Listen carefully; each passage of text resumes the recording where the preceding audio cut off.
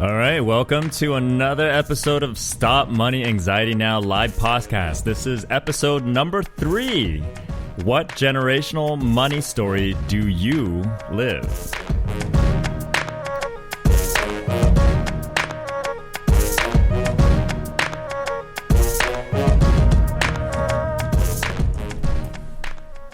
Okay, welcome back to another live broadcast of the Stop Money Anxiety Now podcast. I am your host, Wei Hong from the Six Figure Academy. And I'm Jessica, also from the Six Figure Academy. And this is the podcast where we give you real-world tips, strategies, and interviews with other entrepreneurs on how to eliminate the money blocks, changing your money story so you can have, no anxiety, no worry, or eliminate as much of that as possible to live that prosperous and abundant lifestyle and business free of all that stuff. So today, Jessica and I actually will be talking to you all about the money stories that run in every generation, along with our own stories, so you can actually get a chance to know us, because this is only episode number 3 of this brand new series that we're running, and we want to make sure that you can get a chance to get to know what our stories are, because everybody has a money story. So in case you haven't downloaded the Spreaker app, in case you haven't, or if you're not on Spreaker.com, you can get there from the sixfigureacademy.com/radio. You can actually interact with us live in the chat room. And so what we want to do is make sure anytime throughout today's show, because we're going to be talking about a variety of different things, primarily on money stories that span across generations, from my generation to Jessica's generation to our parents' generation and to generations even before that. We're going to actually talk about the different labels, the different things about that, and because I think it's a very important thing for us to realize what the significant differences are between each generation as it pertains to money, because each and every single one of us talk about money. And so the money story piece is a really big, because that's primarily what we do here at the Six Figure Academy. So we're going to go a little bit more in depth as well as to defining what specifically and what money story is, and more importantly, why you want to pay attention to what your unique money story is. So anytime at all, make sure you go to the app, download the app and chat with us, or you can go directly online to the website and just go there. So anytime at all. So we're going to remind you throughout. But how's it going, Jessica? How was your week? Can't complain. Other than the Six Figure, I also work in like the festival industry here in California. I just worked an event this past Saturday in LA. Cool. Yeah. What event was that? It was actually the pre-party for Lucidity. The what? The pre-party. Oh, the pre-party. Yeah, so okay. Lucidity in April, but this was kind of the like a pre-party for people to, who are going to go to Lucidity to come and connect with the community, or people who How come I wasn't invited? Aren't I going to speak? Aren't I supposed to speak there? No, you were gone to Dana Point this Saturday. Oh, that's right. Yeah, where were you on Saturday, Wei? On Saturday, I went to this amazing launch party for the West Coast Speakers Coalition that was founded by Allison Larson. Yeah, which is really cool because it's one of those things where I don't go to too often, because being a default introvert, unless I have a very clear intentional purpose for going to these massive events where there's a lot of people there, I tend not to go. And so it was nice. I got a chance to connect with some really amazing people. Got to reconnect with one of my favorite people in the whole wide world, Brandy Vale, which we'll have on the show down the road, I think in a couple months. Yeah. And it was fascinating to see just the kind of the variety of different things that different types of people that were out there. But I'm really excited because for those of you who listened last week, we had some massive amounts of technical difficulty. So we tested multiple times, had some pen testing earlier today to make sure that we deliver as clearly and as best as possible.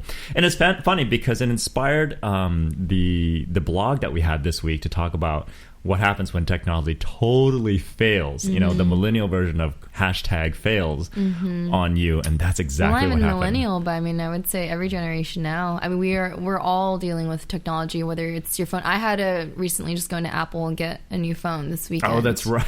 Yeah. This past weekend? Yeah. Or last week. Yeah, on Saturday. Again? Didn't you just replace it? 2 months ago. And then you replaced it again? Yep. What was wrong with it? The camera wasn't working. Yeah, so it wasn't focusing. So, before I kind of withstood it, but then it got to the point where... What do you need a camera on a phone for? Oh, yeah, that's right. Like mobile deposits, scanning QR that's codes. Right. Yeah, that's where it got really... Okay, and they said there was a problem with the phone.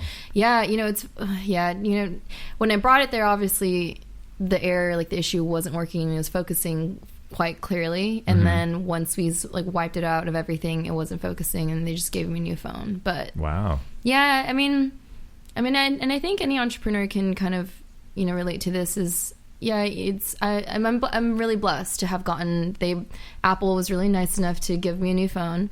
But I found it, a pain in my butt because I'm wasting my time. Like, I really value my time these days, and I'm really conscious about where I'm putting my time, and just having to go in 2 months to, fix this issue with Apple after a brand new phone in January. It's just not. So beyond the customer service piece, one of the challenges with when technology fails as entrepreneurs is that it kind of gets in the way of your money flow.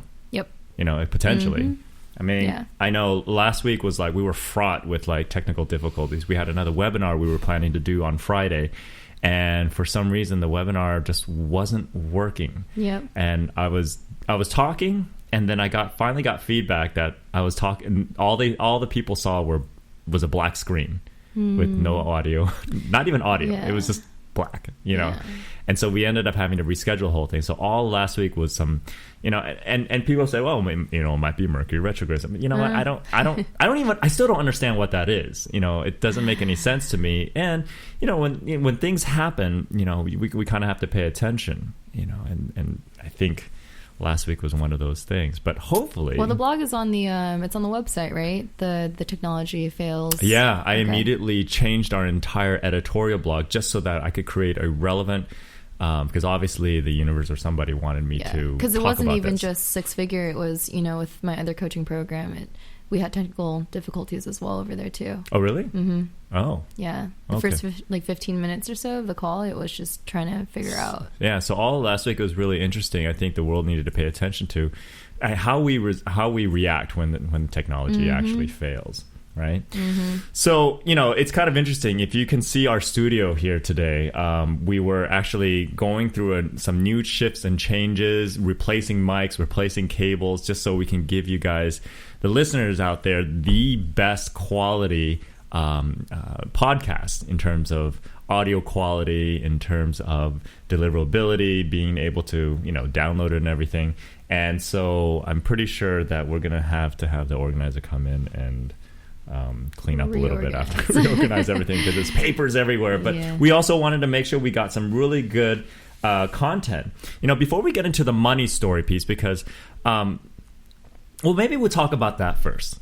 Because I think that's kind of the basis behind why we even went to talk about the different generations. What I want to do is actually give you an opportunity, Jessica, to talk about your money story, as well as talking about mine. I'm going to start with mine, because you actually are still trying to figure out my story. Right? Yeah.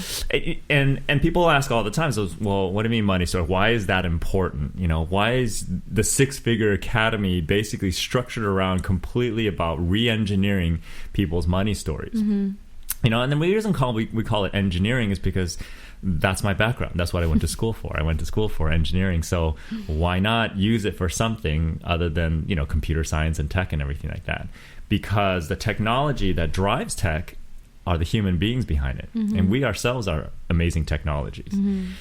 Now, in the world of neurolinguistics and human behavior and all those different areas where, a lot of what drives us doing what we're doing is just because, we want to help people with their behaviors around money, their behaviors at work, their behaviors to help them create the life that they want.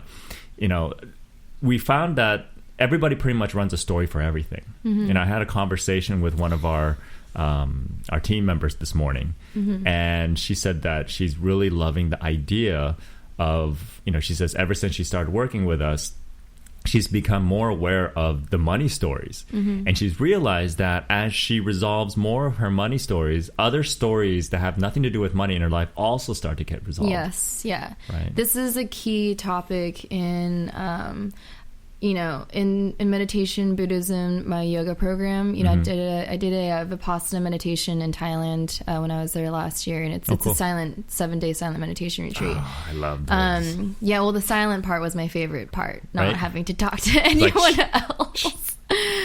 Yeah, no, but the leading monk, he, it was almost every session that we came to study text, or for him to share his text, it came down to stories, and the stories that we have in our minds that we attach ourselves to, and we run along these stories. Yeah. So even, not just money, but your life story, because everything in your life, it's a perception. It's how you perceive of how things have happened in your life, right? And then we subscribe to that story. Exactly. Don't cancel that subscription. Exactly. And once you have built the story over how many years, it's really hard for people to detach themselves from that story that they really identified themselves with. Right, because they become a part of that story, Yes. thinking that story is what defines them. Yes. And that's really amazing that you at such a young age, early age, was allowed yourself to be exposed to that. Because most people don't take.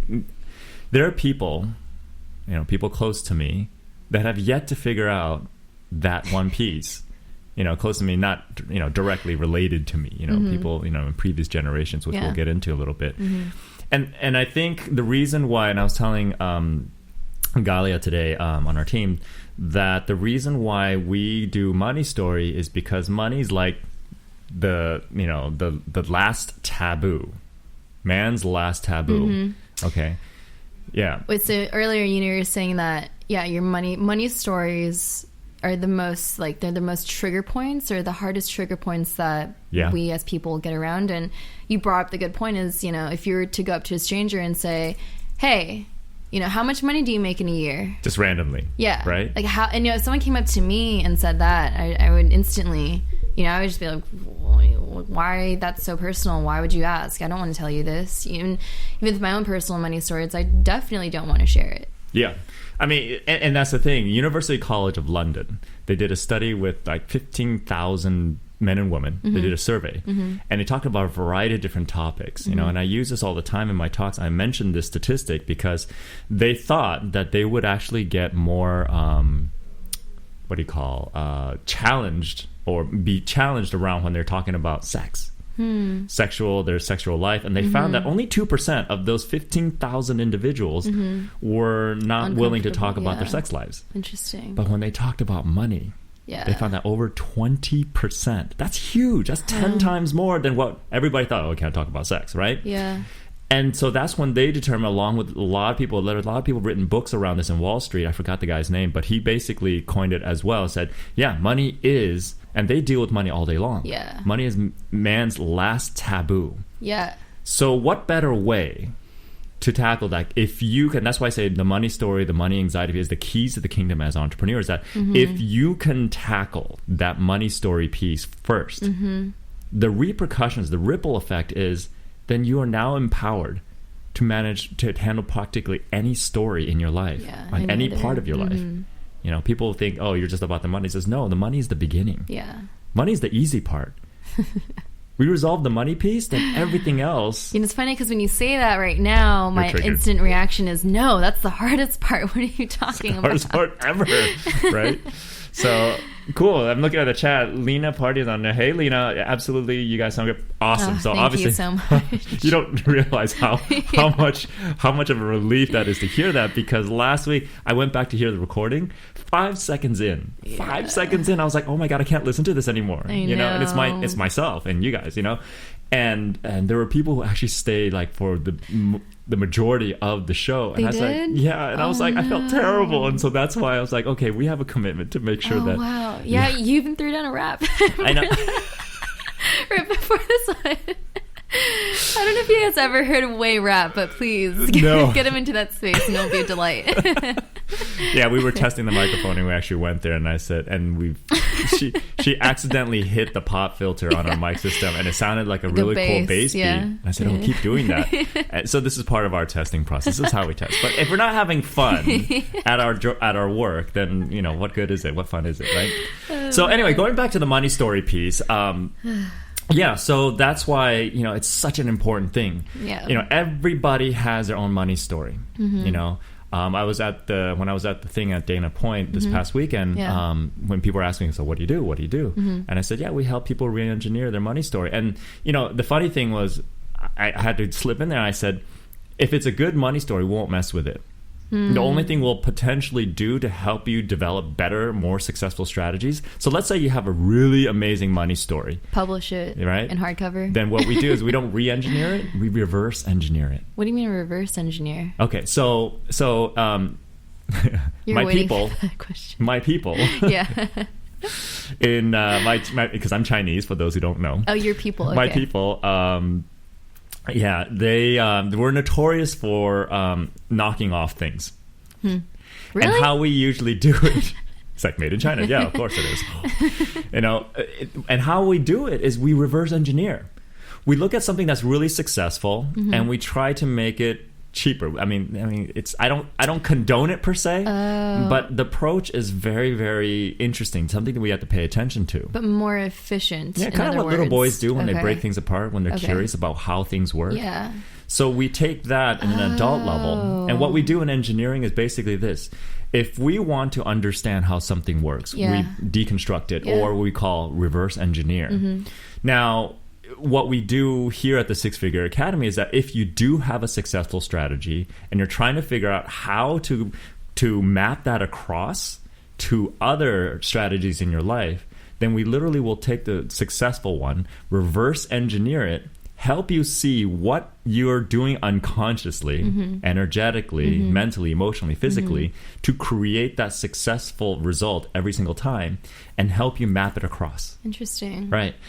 That's so it becomes like more efficient, like to right. And if you have a money story that kind of works, but you would like it to work better, we would also take that approach too, reverse engineer it. Now there are people who had just completely, which like kind of like what I had, which was terrible money stories across the board. In fact, money story was so bad that my value system around money was that it didn't even exist in my world as something valuable. Unconsciously. I mean, it was down there. It's not in my values. And that was hierarchy. After you started your first business when you were 22, right? Yeah. I mean, even before that, I had severe money anxiety. My money story was just kind of like, this is not a good thing. It was helpful. The only way I was able to survive growing up with that because I stayed at home. So I was under the bubble of home. And so I really didn't have to worry about my own money story. I just lived under my the parents. tools of your parents. Right. Yeah. So they just created that. And I was like, oh, I don't have to deal with my money story. It wasn't until when I came out that money story went boom, full tilt. And I was like, oh, this is terrible. But back then I didn't know. See, that's the thing about money stories is that they're so insidious. They're so unconscious that we have, I mean, like most of our stories, we just do things without realizing. Like, every day if you have shoes that tie, that's why I stopped getting shoes that I have to tie, because I have a bad money tying story. It's traumatic. No, I'm kidding.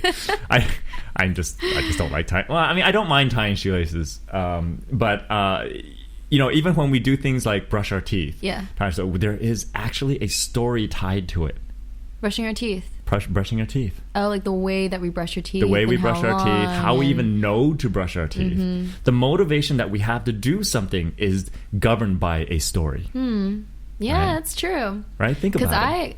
Because so even before I brush my teeth, I always floss. And I always floss because I always remember my dentist saying, when my dentist said that flossing is probably more important than actually brushing your teeth. And I was like, what? Like, for my entire life, I've been told the story that you need to brush your teeth every morning and every night. Right. And what did he say again? He said, as long as you floss and mouthwash, that's probably even better than just brushing your teeth. Wow. But I still like to brush my teeth because I've been so accustomed to brushing my teeth ever since I've been you know what? up. I like the clean feel on my teeth myself.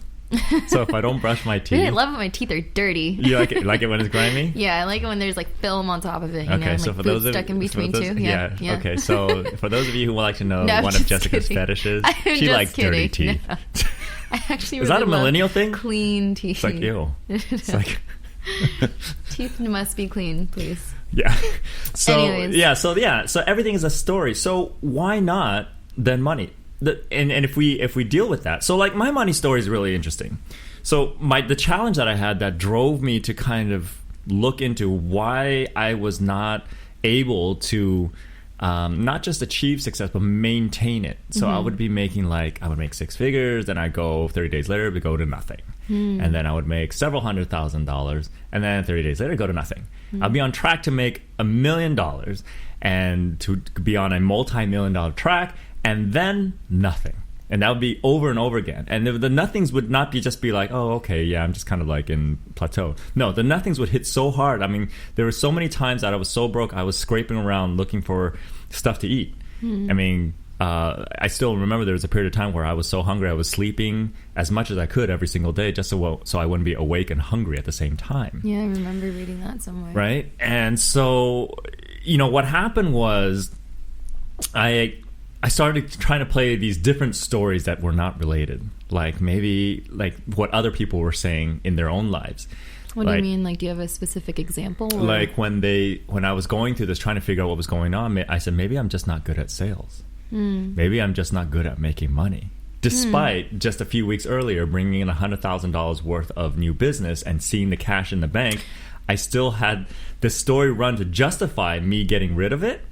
As, oh, maybe I just don't know how to make money. Wait, so one question. When you would go through these cycles of, making money, not making money, and towards the end of these cycles, when you made money, did you instantly know that I'm going to burn through this really quick? Or did you always have the hope of, no. I'm going to... Yeah, it's going to be different this time.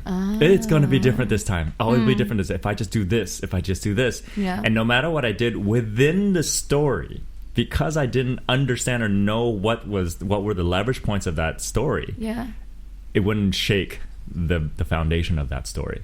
So no matter what I did, so it became very frustrating.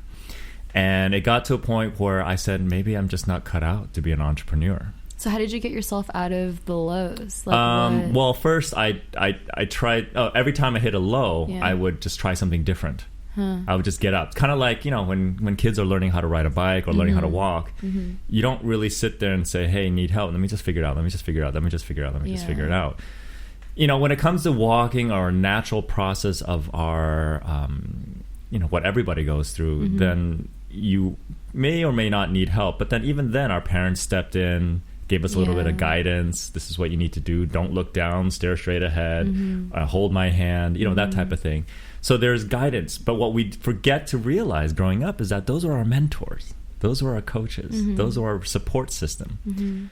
Somehow, well, I know why now, but somehow we've lost that growing up, thinking that we have to do everything ourselves. Yeah, that's a part of my money story. Right? Yeah. And I think our schools teach us that you can't cheat, you can't collaborate, you have to do everything yourself or you get punished. Yeah. Well, I mean, even this work culture in the States, it's very much still building your American dream. Granted, the American dream now, it's not what it used to be a few decades ago, but that mentality is still very much... do things by yourself, get yourself to this point. You need to do it, like bootstrap, figure it out yourself. Yeah. And there's pride in that. And if you talk to the wealthiest, most prolific, successful, prosperous, abundantly happy people out there, almost nobody will say, I did it all by myself. They will show appreciation, gratitude for all the resources around them. So what happened was my money story, when we dug around and I actually figured out an approach to uncover the money story, turns out that I learned about money story at a very young age, where my dad actually came in and gave me a credit card and said, this is for emergencies only. Okay. Now he's in his 40s, I'm like just barely teens, and I'm like, oh, emergency. Oh, so even before you were 18? Yeah. Wow. Yeah, so basically that was his attempt at trying to love me and teach me about money. Okay. But he gave me a credit card and he said emergencies only, but he didn't tell me what emergencies meant. So my definition of emergency, oh my God. So, that month was magical to me because everything was an emergency. What did you buy? Like a brand new, the first McFarlane series Spider-Man that came out. I was like, oh my God, I need this, but I don't have cash. I don't have check. Back then, they didn't take credit card in my favorite comic book store. They didn't take credit card yet. So I found cash advance, which is awesome. So all month long, I was like, this is magical. I just go in there, put in a pin, I can get as much money as I want. This is great. Okay, so let's fast forward to your parents getting the credit card bill. That's where the lesson ensued. And your dad I got in busted through trouble. the doors. Well, I came home and it was not just lectures, because back then corporal punishment was a natural thing, because that's what my parents grew up with. When you didn't get a perfect score, you got smacked. And so anything that they wanted to teach you a lesson on, it was coupled with not just a lecture, but with physical note trauma. Yeah. Right? And so at one point, the lectures didn't stop. It kept going. It got to a point where my mind completely shut down, and I just basically wanted the pain, so to speak, to stop. You know, the punishment to stop. And fortunately, my dad was able to do that, too. Even though he's the one that dealt the pain, he actually reached out, asked me to give back the card, and said, I'm not ready. Okay, I'll let you know when you're ready. And he took the card away, which consequently also took the pain away. Interesting. And so in that moment, it turns out that my younger self learned that when it comes to money, Wei gets in trouble. Fast forward, that story kept running. So it explained why every time I got more money into my life, I would do whatever it takes to kick it out. So that I would kick out that story as much as I could, as fast as I could. And then, and because that people will say, well, you learn that as a kid. Now that you're an adult, why would you keep that story around? Yeah, but that's the thing, is that these stories, it's not something that we consciously learn. Like at that point in our age, you know, well before, even now, you know, we're just taking it all in. We're just soaking in information. And we're still trying to figure out how but this we world don't take in works. everything that our parents show us. That's why kids rebel and they say, God, they're so stubborn, right? There are certain things that we choose to take in as truths, and certain things we don't. But I guarantee. You think at that age too? Oh yeah, because we're deciphering. Especially if I'm not between 0 and 7, especially if I'm older. So what had happened was this: growing up, I thought my dad was like the best thing ever since sliced bread. So I still do. He's a brilliant guy. Has photographic memory, which I'm absolutely jealous of. Why don't you give me that? He's done some great things in the worlds of laser technology, laser printers, all those different things. Worked at HP, research development. I mean, the PhD students study him still. Whoa. His journals.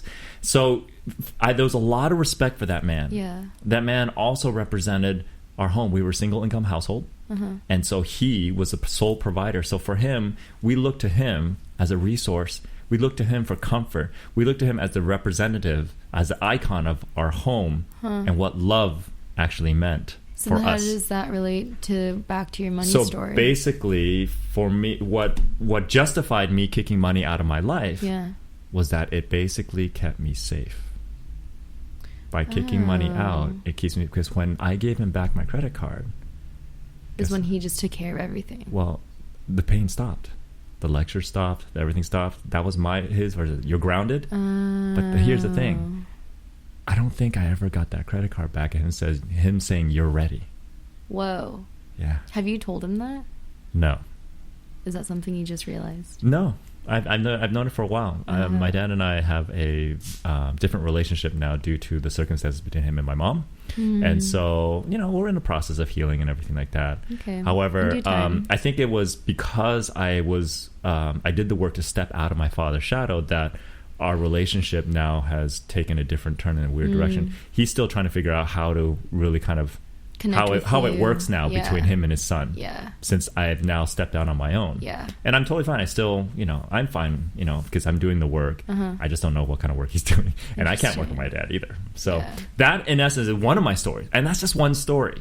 And we literally have money stories for every aspect, through when we go shopping, when we invest, when we think about our future. There's a story that runs for every single one. Now, one of the questions, Lena has a question here. She says, what is the most common money stories among people? Is today's society relevant with our relationship with money, possibly our quality of self-worth?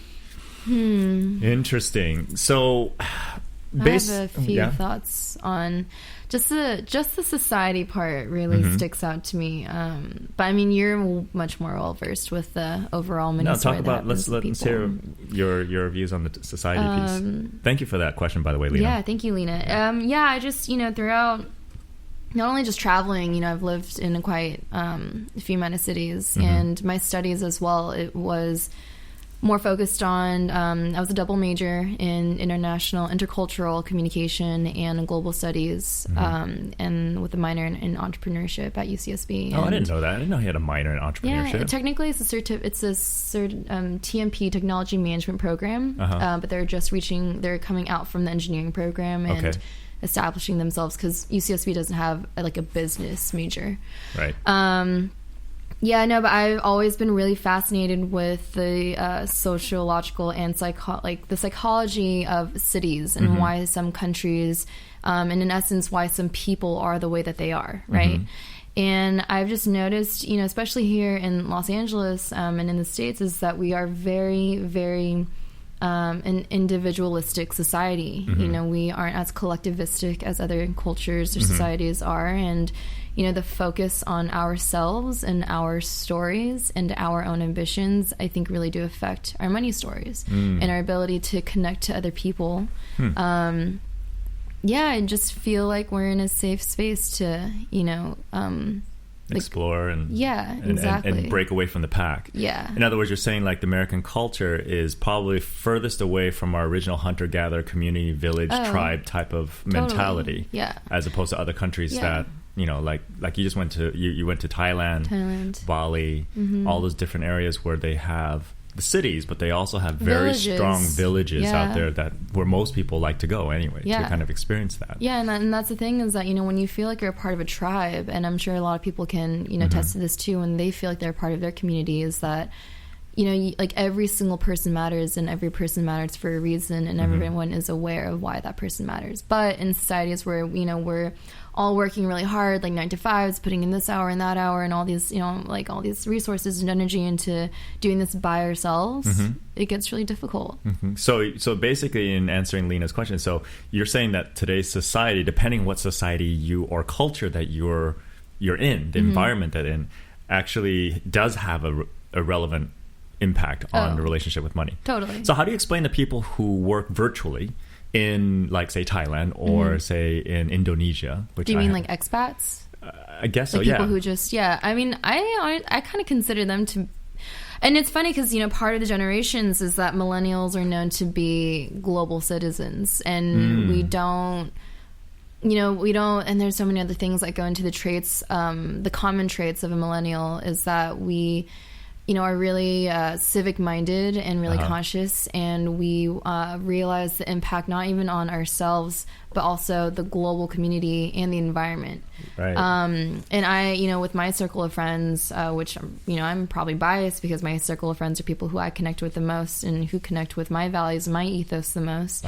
But yeah, we just want to travel. We want to find a work and lifestyle that fits what we want to do, and that's what digital nomads end up being, is that they don't want to just be in one place. They want to explore. They want to learn. They want to, see things for themselves. They want to constantly be cognitively stimulated, but still put in the work and feel like they're contributing to something in their lives. So almost as if the millennials have now created their own internal macro culture society within themselves, within their minds. Oh, yeah. And having the desire to not deviate not being as impacted by their environment as it is internally. I mean, I don't know, because this is a great segue for you. So we put together a few things to talk about the different generations.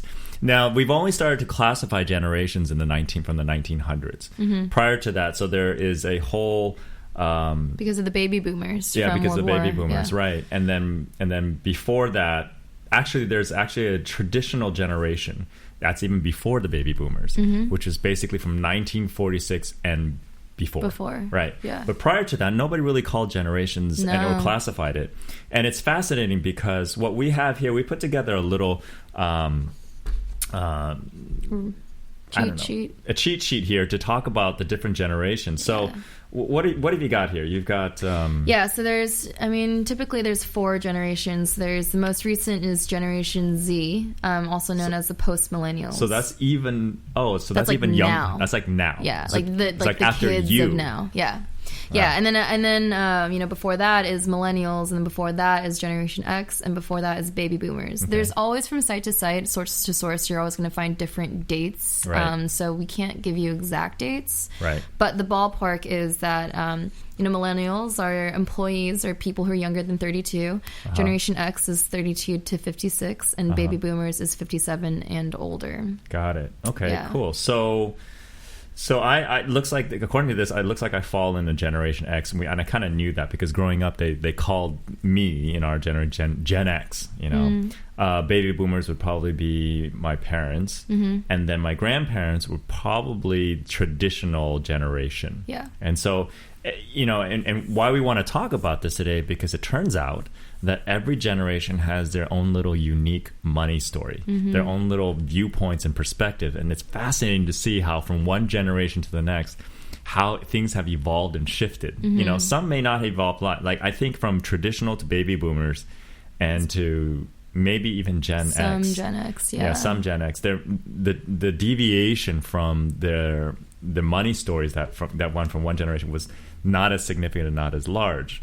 But then now between Gen X and Millennials, and that's why there's all this big talk about, you know, these, to classify the deviation as being lazy, I don't think is entirely accurate, right? I mean, and one thing to always, you know, keep in mind is that there are always exceptions to every generalization. So we are very, you know, we're generalizing a lot of this content and all of the research that we've pulled together.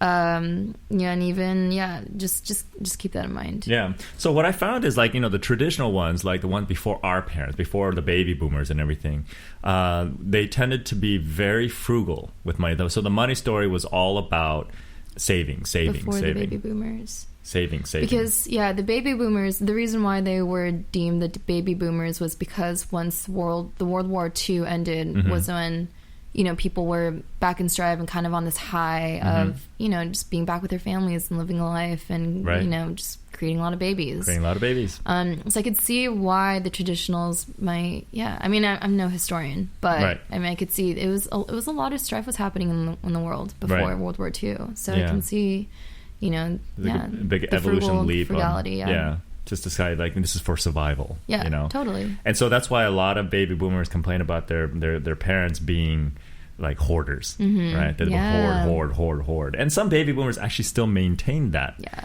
You know, a lot of that kind of went away. For a while, I actually hoarded like my parents. My parents are definitely a Baby Boomer generation. And then you should see our garage, or at least how it used to be. It was like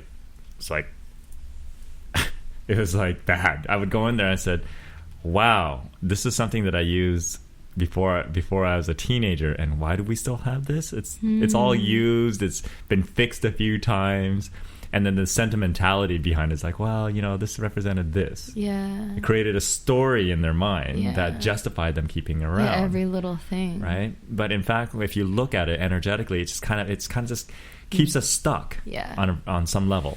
You know, now my comics I keep around because I actually just looked it up recently, and that comic that I bought back in the day with that money for like $1 is now worth like almost $2,000 each. No. And I bought multiple copies just so I can have more than one. Really? Yeah, it's pretty fascinating. So that's a pretty good investment. Will I sell it? I don't know. But anyway, just thought I'd share that. So Baby Boomers were challenged with the whole savings thing because I think some of that came around, right? Yeah. Looks here, you said that there are insufficient retirement saving, threatening financial stability of many older Americans. So now, so this is from kind of like an economics website that I pulled it from. Right. So, you know, it says they're considered hardworking team players and those type of things, right? Hardworking team players and mentoring others, yeah. Okay, cool. So let's look at my generation. Gen Xers have a higher median income than millennials, but they have a harder time managing the bills. Yeah, because especially, you know, Gen Xers now, they are 32 to 56. They have families, they have bills. You know, they probably need to take care of their parents and take care of, you know, if they're kids, if they have investments with their kid, you know, they have they're outstretched with having to deal with a lot of avenues of cash flow. Okay, so Gen Xers also don't have enough savings to fall back on. So two-income families, rising divorce rates, faltering economy. Okay. And even if you look at this, America, we have, or the United States, we have Social Security. So there's enough for the baby boomers right now who are retiring or choosing to retire, and then it gets a slippery slope once it comes down to the Gen Xers and the Millennials. Gotcha. You know? I like this though. So now here's the pros of being a Gen Xer. We're highest when it comes from being revenue generators, adaptability, problem solving, collaboration. These are all traits that I absolutely love about myself. Because Gen X, well, and the reason why is because a lot of people from Generation X came of age in an era of two-income families, rising divorce rates, and a faltering economy. So they had to look after themselves while both parents entered the workforce, or if the parents got a divorce, then one parent was in the workforce, and just having to deal with that. So they just learned to be independent and self-reliant in that. It helps to kind of paint the picture more. I'm sure there's a lot more factors that are kind of go into this, but there's some cool things here. So millennials, Generation Y. What happens when we get to Z though?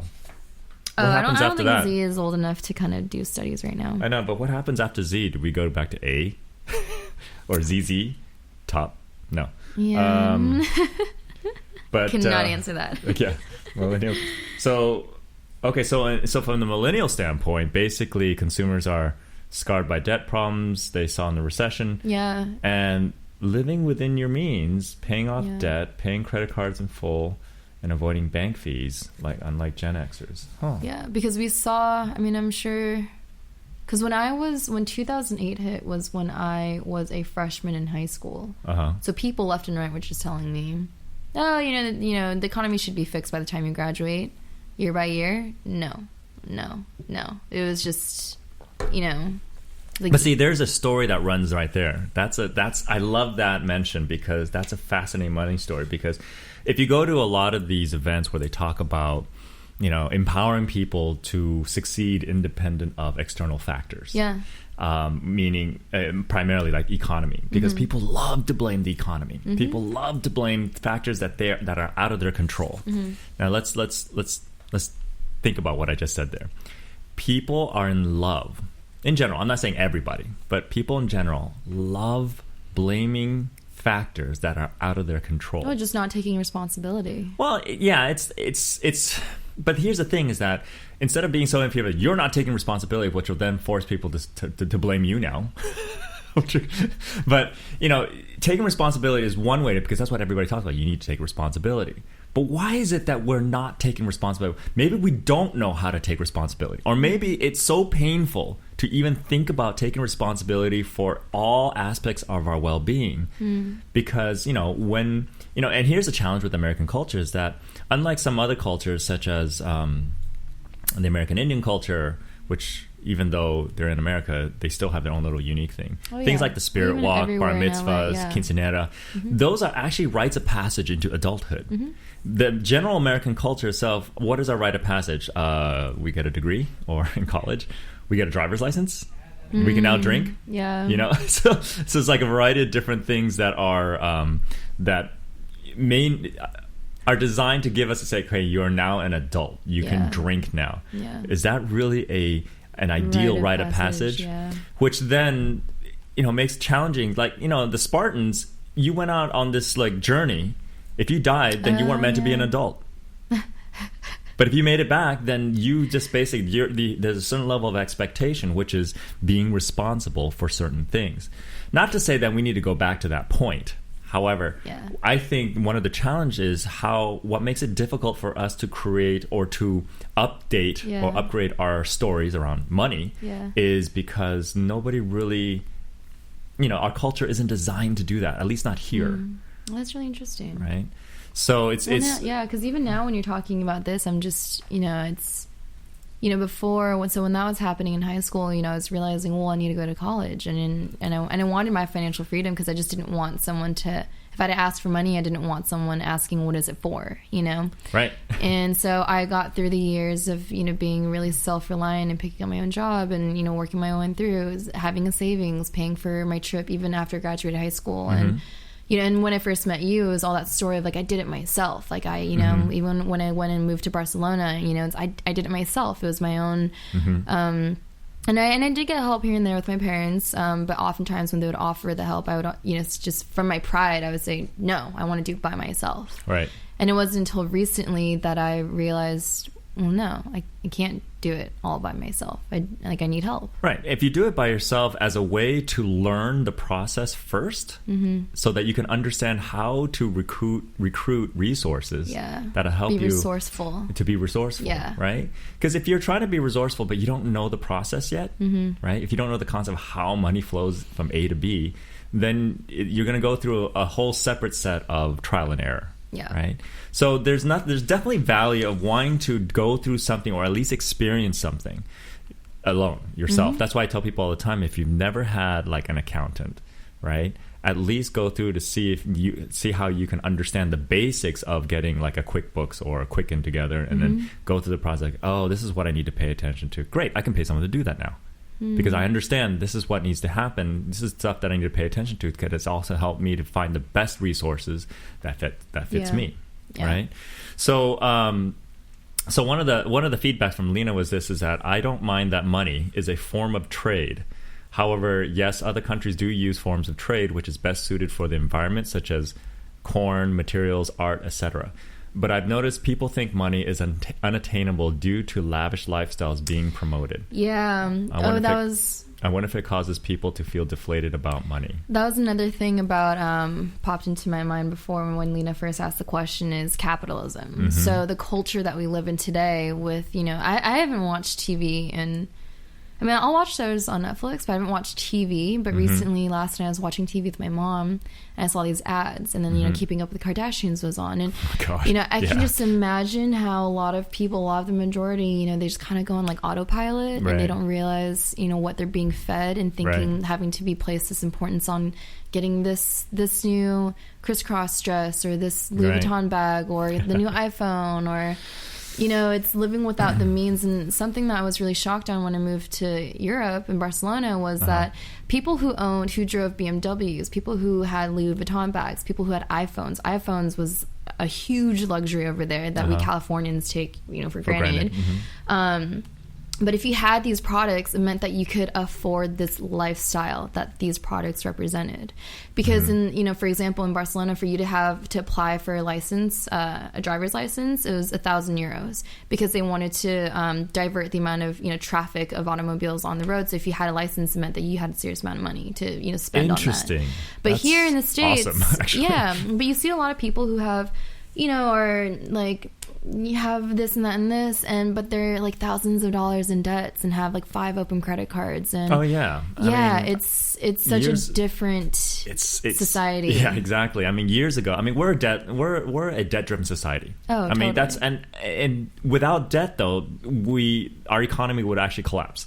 So we actually kind of need debt, and that's why there's a whole module in our 6-week program that basically talks about debt perception. That's funny that you say that because it's like the United States is billions of dollars in debt to China. Well, I mean, ever since Nixon took us off the gold standard. So when Nixon basically detached money to be backed by gold, that's when we became a full-blown debt-driven society, which is fascinating. And then this is why we're basically able to just print money without worrying about, is there enough gold to back it up? There's pros and cons to all that. It gives us a little more flexibility and adaptability. But when it comes to the dangers of, you know, debt can get really out of control. And I think it's interesting because money is such a powerful concentration of energy. You know, like Lena was saying here, like corn, materials. If the world decided that our exchange, our means of exchange was potatoes, then I would talk about people's potato story, not their money story. I really would, because money is just another label for the energy that we ultimately are looking to embrace. And what happens is there's a lot of gaps in what we see out there. People only show like the stop gaps between the whole flow of money. And what really is happening is that it's an evolution of man to take the energy that we put into the product or service that we created or grew, or, you know, agriculture. And instead of making it challenging, for example, I used to use this example all the time. If I'm a chicken farmer and you are an apple farmer, okay, and I wanted apples, and I said, I have chickens. Can I trade some chickens for some apples? And you say, we don't eat chicken. We're vegan here. And I said, but I want some apples. He says, I'm sorry. I don't need your chickens. I don't want your chicken.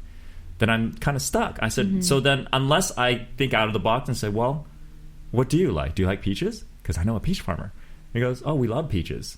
I said, okay, great. I'll be right back. So I go to the peach farmer, and I go to the peach farmer and say, hey, you're not vegan by chance, are you? And he goes, no. He says, do you like chickens? He says, we love chicken. We just don't have the space to grow it here. He says, I have chickens. I have a chicken coop. Would you mind trading chicken for peaches? And he goes, yeah, absolutely. So I get the peaches from him. I give him chicken. I take the peaches back to you so I can get my apples. Oh. You know, that's, in essence, that's kind of how commerce without money would work. Yeah. But if you can imagine, it could be very inefficient and can take a lot of time. Yeah. Right? And depending how far the peach farmer is, because peach goes bad quicker than apple. Yeah. So by or the time even if you're in the location that the soil grows the peaches. I know. I would have to go across the ocean just to get peaches so I can get apples. No, that's totally not worth it. I feel like maybe I'll go get some nuts. I don't know. Whatever. But so what man has devised brilliantly is a mode of taking the energy that we put our heart and soul into creating so that we can create a universal mode of exchange so to facilitate the exchange of energy between each man. Of course, you know, what we see are variety of bastardized versions of it, which is like the Louis Vuittons and everything like that, going into debt and everything. But it still forms, it's an energetic exchange, right? So I think these lavish lifestyles that Lena was talking about, it basically is an opportunity for people to see where they're missing the point of what that is. Even when they buy something with with the money that they have and create these lavish lifestyles, that those are just representations of what the energy is behind that. Because I know a lot of people who have lavish. I had a couple clients years ago. One was making about $80,000 a year. The other one was making $1 million. But the one that was making $80,000 a year was actually wealthier than the one making $1 million. And we looked at the books and we found out the one making $1 million was spending $1.2 million a year. The one making $80,000 a year was only spending $40,000 a year. Both were struggling on a variety of different things, and that's why I was working with them. Yeah. One was struggling with the holding on to money and then the fear of loss. Oh. And one was a little bit similar to what I was going through, which was kicking out money. I just don't want it around me because I can't stand. So, get stressed out around money, just get it out of my life so I don't have to be stressed out about it. Instead, I replaced that energy of money that I mislabeled that energy with to just say, oh, these are things. But it's the same energy. So it perpetuated his story. So each story was slightly different, created a different end result. However, one was wealthier than the other because their story wasn't quite as destructive. Interesting. Right? Yeah. So money stories are what I found over the years, and as here at the Six Figure, which you've experienced, we're continuously tweaking that process to get even better results. We're at 70-80%, whatever the success rate. We want to get to a point where we're 98% or even 100%, because there is definitely a unique universal process that we found that has been working over and over again. Yeah. And so what is fascinating, like I was saying earlier, the ripple effects now is that when we can fix, if your money, you can feel it already. If your money story gets handled, what other story can you fix? What other story can you re-engineer? Right? The level of empowerment, because now your money story is clear, your money's coming in, then now you can use that resource to fix anything else you want in your life. Seriously. Right? Even like your health or investing more in your emotional, mental. Yeah. It's all related. Right? So it's, I think it's, and thank you, Lena, for that contribution there to all the different, it's a great question. Yeah, and so money stories are really, really important. And like I said, why we choose money is because that's the hardest thing to start. Why don't we get with the most difficult thing out of the way first, so everything else is easier? We tell people all the time, after we do our work here, then life is gracefully easy because we got one of the hardest pieces out of the way. Like you're saying, like what in our earlier conversation we said, go up to somebody random, after you have a light conversation and say, So how much do you make a year? How much money do you make in your job? How much money do you make in your work? And see what kind of response you get, right? Oh, man. I wonder what would happen if you did that to your friends right now. I wonder how millennials would respond. Same way? Oh, gosh. I don't know. You can't even formulate a word. You're like, well, because I'm thinking even with my friends, so, like half of my friends are entrepreneurs, or let's like a third are entrepreneurs, a third are digital nomads, and then another third, are working like 9 to 5s, Monday through Friday. Yeah. I feel like no one can really give you an answer, because even within those friends from all circles, all those parts, there are some people who have figured out their money, like how to budget or balance, or have a consistent flow of money that's comfortable for them, and there are others who like are making a lot, but they're spending a lot too. Right. And I kind of feel like the universal answer just might be like, oh, I'm figuring it out. Figuring it out.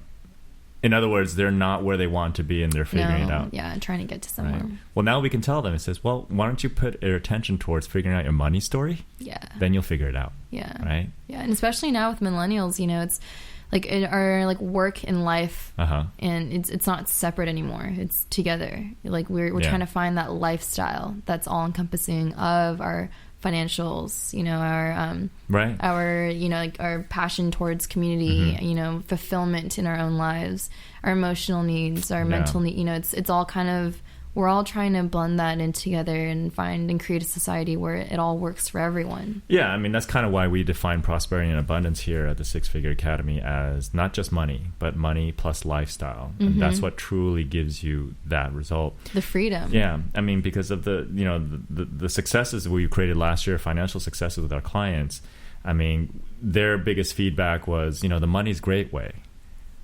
But what we've been able to do with my life, the life that I have now has been, one person said, I don't even have words to describe it. I didn't think it was possible, Yeah. Well, I mean, the money story is just one layer. It's one layer. Well, it's a big unlocking. It's like a linchpin, that just opens it up.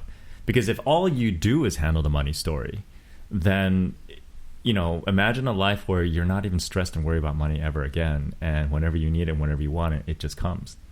That sounds great. Right? And then all of a sudden you realize that money, like air, like water, like everything, that there's an abundance of it, that if we just tap into a sequence that allows us to tap into water, we just turn on the faucet and there's water there here. We just open our mouths or just take a deep breath and air rushes in. I think you can say, like, open our mouths and money's just going to come out. Wow. Yeah, that's what happens when we speak. No, it's kidding. and so imagine if money flowed into our lives that same way. Yeah. Right? Yeah. So it's cool. I think, and it's amazing because I just looked at the clock and our time is practically up. Yeah, it's been almost Holy cow. And there was so much more. And prior to the show, you and I were sitting down to kind of get prep for the show, and you said, is there anything else? And I was thinking, that might be enough. That might be enough. Let's see. So Lena says one more thing. My dad kept me from money. Every time I had it or made it, he would take it. Now I've just realized why. I try not to think about it. Oh, that's awesome. I enjoy it, like it, but I've noticed that I look for someone else to manage my money. Interesting. So one thing that I would like to offer, Lena, is that we've encountered this quite a bit actually with some of our clients and students, and simply, working on your own energy around money, resolving your piece around money story, and making sure that throughout the flow of money in your life, that as long as you inject your energy and your intention into it as it flows, there's nothing wrong with somebody else managing it, as long as you are involved in the process, involved in the flow on some level, and you're not just like not looking at it. I learned that lesson the hard way too, because I just hired all these people. For a while, I hired all these people just to do my money thing, and I didn't even look at what they were doing. You have to at least look, because that puts your energy and intention into it. So this is, so that's a very cool aha realization. That's awesome. Cool. Appreciate it. Appreciate that share. All right, so it's we're winding down an hour here. I want to take some time actually to thank my awesome, amazing, brilliant co-host apparently, because they're sharing some things I never knew about you before. So we'll go on. Brilliant and okay. And so to make sure that we can end the show without her head exploding in my face, I'm going to stop right there and then give her more a little bit later. But thank you all for joining us. I want to do a quick reminder that because of what we experienced last week, we are bringing our guest back. I'm excited next week, and this time she's actually going to be piping in direct from Israel. So that'll be an interesting experience. Our first virtual guest to do a rehash, which works out for her because now she has a better idea of what the show is all about, and how we can, use her story to inspire other stay-at-home moms to become prosperous, thriving, abundantly, or stay-at-home rich. Things. Yeah. For anything, instead of moms and dads, Mr. Moms can apply as well. Yeah, totally. Okay, so again, this was episode number 3. Thank you so much, Jessica. I had surprisingly an amazing conversation. And for those of you who are on, thank you, Lena. Thank you for your participation. Thank you for your questions. Love it. Yeah, those are and amazing. Look forward to seeing you back on our next episode, which is next Tuesday at noon Pacific Standard Time. So we'll have an amazing week, and we'll catch you guys all next week. All right, bye guys. Bye.